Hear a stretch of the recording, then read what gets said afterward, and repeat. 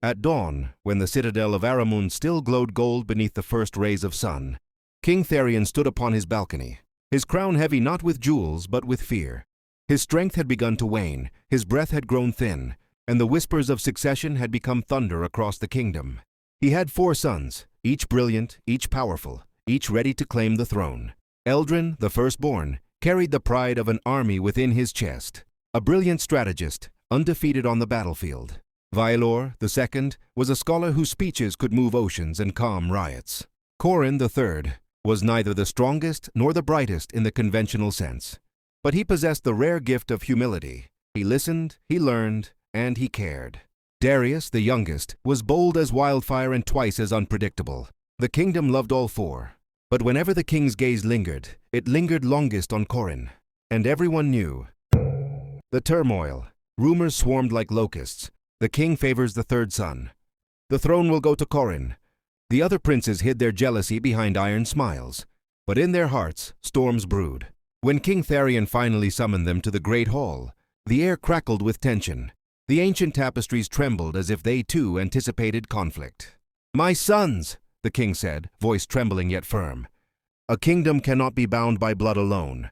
It must be bound by wisdom. You each wish for the throne, so we shall let the law court decide." A gasp echoed through the hall. The law court, an ancient body of robed arbiters, scholars and judges who answered to no king. They judged with sacred neutrality and carried the power to end dynasties. With a single decree, each brother swallowed his pride, for the king's word was final. The trial of hearts. The law court's chamber lay deep beneath the palace, carved from cold marble and lit by torches that refused to flicker, as if the flames themselves feared making mistakes. The eldest son Eldrin spoke first. "I have protected this kingdom with my sword," he declared. "I deserve the throne by right of strength." The judges nodded but wrote nothing. Vaelor stepped forward. "Strength builds walls," he said, "but words build nations. I have kept peace through reason. I should rule." Again nods. Again no writing. Darius strode forth next. "I have vision, daring, the courage to conquer what lies beyond our borders." A king must blaze a path. Still, the court remained neutral. Then Corin approached.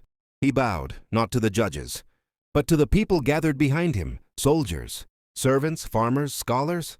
"I do not seek the throne," he said softly. "I seek only what is best for Eramund. If any of my brothers can serve better than I will kneel before them." A ripple swept through the chamber, shock, then awe.